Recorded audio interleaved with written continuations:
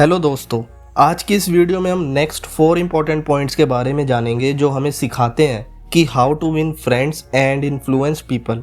Video start करने से पहले अगर आपने इस सीरीज का फर्स्ट पार्ट नहीं देखा है तो इस वीडियो के बाद आप उसे जरूर देख लेना। आइए वीडियो शुरू करते हैं। तो जैसा कि पॉइंट नंबर 1 to 4 हम पहले की वीडियोस में डिस्कस कर चुके हैं, अब बात करते हैं पॉइंट नंबर 5 की। Let the other person do more of the talking. अगर हमें किसी भी पर्सन के साथ एक अच्छी कॉन्वर्जेशन करनी है तो हमें अपने साथ वाले पर्सन की हर बात पेशेंस के साथ सुननी चाहिए। हमें अपने साथ कॉन्वर्जेशन करने वाले को कभी बीच में इंटरप्ट नहीं करना चाहिए।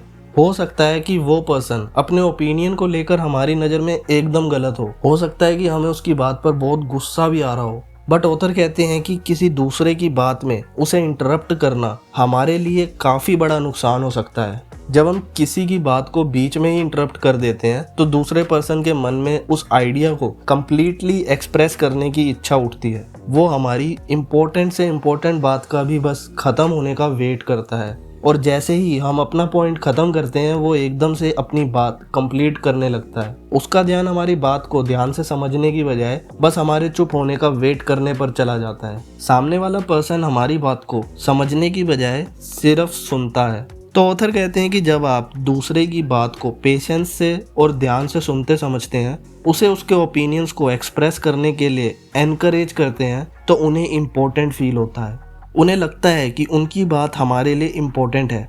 इससे हमारा आपस का रिलेशन, हमारा बॉन्ड एकदम स्ट्रॉन्ग होता है। हर किसी को अपने बारे में दूसरों को एक्सप्रेस करना बहुत पसंद है, इसलिए कुछ लोग एनिमल से बहुत ज़्यादा प्यार करते हैं क्योंकि वो अपने पेट के साथ अपनी दिल की सारी बात शेयर करते हैं और वो पेट उनकी बात चुपचाप पेशेंटली सुनता भी है। Point number 6, let the other person have ownership of the idea.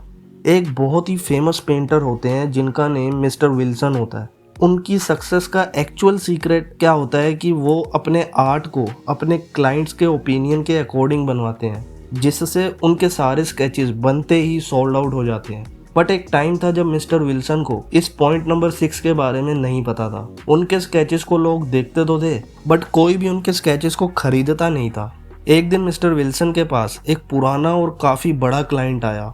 उसने मिस्टर विल्सन के स्केचेस को हर बार की तरह ऑब्जर्व किया और मिस्टर विल्सन को फिर से ये बोला कि वो अभी इन स्केचेस को नहीं लेंगे। पूरे 150 फेलियर्स के बाद मिस्टर विल्सन के माइंड में आया कि क्यों ना मैं अपने अनफिनिश्ड आर्ट को कंप्लीट करने से पहले ही अपने पोटेंशियल कस्टमर्स से उनकी राय ले लूं। मिस्टर विल्सन सीधा अपने उस क्लाइंट के ऑफिस में गए और उनसे बोले, सर मैं ये आर्ट कंप्लीट करने से पहले आपकी पर्सनल राय लेना चाहता हूँ ताकि आप इस स्केच को कंप्लीट होने के बाद ले सकें।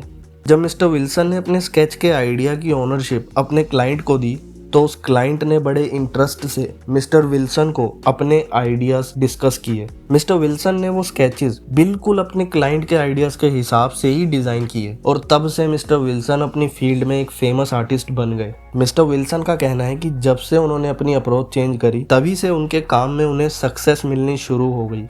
जब वो अपने क्लाइंट्स से उनके ओपिनियंस लेने लगे, उनके क्लाइंट्स को ऐसा फील होने लगा कि वो स्केचेस वो खुद अपने हिसाब से बनवा रहे हैं और अब मिस्टर विल्सन को अपने डिज़ाइंस बेचने की ज़रूरत नहीं पड़ती। Try to see things from others point of view. Human relationships को स्ट्रॉन्ग करने के लिए ये पॉइंट काफ़ी ज़रूरी है।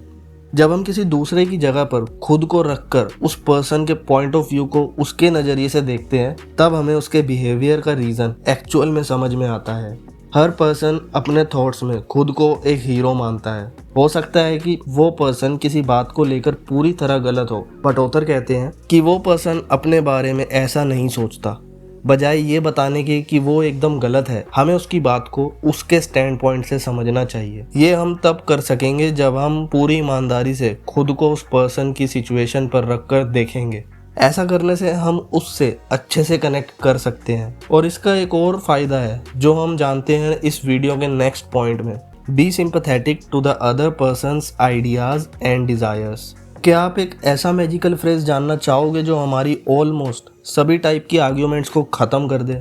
सामने वाले पर्सन के मन में हमारे लिए नेगेटिव पर्सपेक्टिव को एक पॉजिटिव पर्सपेक्टिव में बदल दे और उस पर्सन को आपकी बात अटेंटिवली सुनने के लिए आप उसे मजबूर कर दें। मैं आपको किसी भी बात के लिए ब्लेम नहीं कर रहा हूँ, अगर मैं आपकी जगह पर होता तो शायद मैं भी एकदम ऐसा ही करता।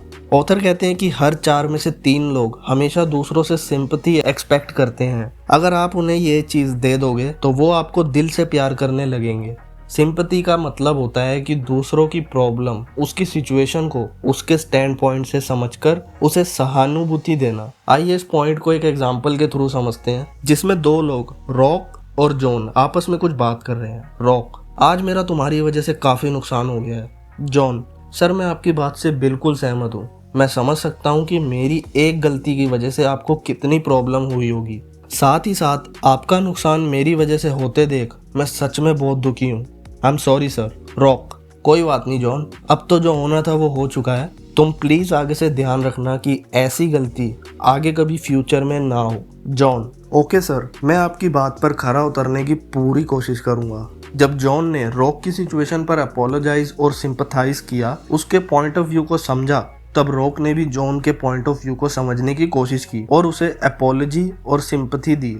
ज्यादातर लोग सिंपथी के भूखे होते हैं। उन्हें सिंपथी देकर आप किसी का भी दिल जीत सकते हैं। ऑलवेज रिमेंबर कि अगर आप किसी से ऑनेस्टली सिंपथी रखेंगे तभी आपको रिफ्लेक्शन में, यानी कि उसके बदले में, उस पर्सन से सिंपथी मिलेगी। दोस्तों, जैसा कि मैंने पिछली वीडियो में भी आपको बताया था, अगेन इस वीडियो के आगे कुछ और भी पार्ट्स आएंगे जिसमें मैं आपको अच्छे से बताने की कोशिश करूंगा कि how to win friends and influence people. तो चैनल को प्लीज सब्सक्राइब कर लेना ताकि आने वाले पार्ट्स की नोटिफिकेशंस आपको टाइम से मिले।